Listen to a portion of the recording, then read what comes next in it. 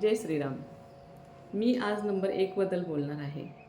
Number 1 हा सूर्याला represent करतो.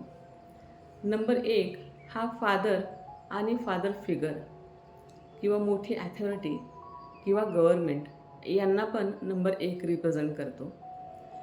आपल्या कुंडलीमध्ये, आपल्या वैदिक ग्रीडमध्ये, आपल्या मुलांकमध्ये आणि आपल्या भाग्यांमध्ये जो नंबर 1 असतो तो जर खराब असेल तर त्याचे खूप दुष्परिणाम आपल्याला बघायला मिळतात.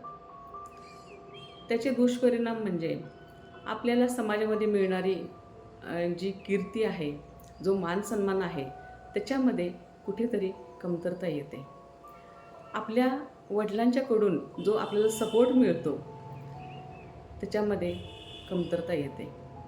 किंवा जे फादर फिगर ज्यांना आपण आपले गुरु मानतो, आपल्या ते कामाच्या ठिकाणी असतील किंवा अजून समाजामध्ये आजूबाजूला ज्यांना आपण आपला आधार मानतो, त्यांच्याकडून जो मिळणारा सपोर्ट आहे त्याच्यामध्ये कमतरता येते. तर हा नंबर 1 आपण कसा चांगला करू शकतो, तर त्याच्यासाठी खूप साध्या आणि सोप्या रेमेडीज आहेत. यासाठी तुम्ही रोज गायत्री मंत्र ऐकू शकता किंवा म्हणू पण शकता. जरी तुम्हाला त्याची दीक्षा मिळालेली नसेल गायत्री मंत्राची, तरी पण तुम्ही दिवसातून किमान 108 वेळा गायत्री मंत्र ऐकू शकता.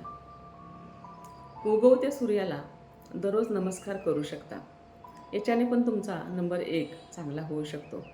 किंवा तुम्ही सूर्याला जल अर्पण करू शकता.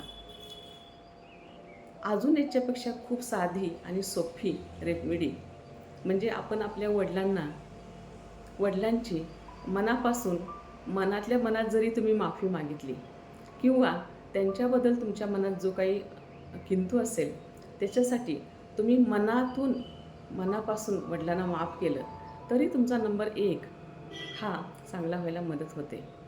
ज्या वेळेला तुमचा नंबर 1 चांगला होतो त्यावेळेला तुम्हाला सगळीकडून सगळ्यांचा सपोर्ट मिळायला चालू होतो.